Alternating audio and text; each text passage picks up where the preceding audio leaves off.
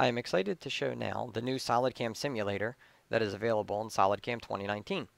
The new SolidCAM simulator is being released in a beta mode, and it will continue to have the beta tag until all of the existing functionality that is available from our other simulations is brought into the new one. If I launch the new SolidCAM simulator, you can see this is the new interface for it.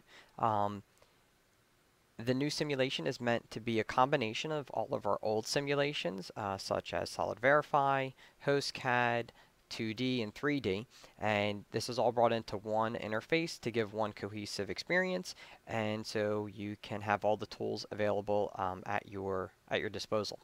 One of the main features of the new simulator is that it's meant to be left open while you work in SolidCAM.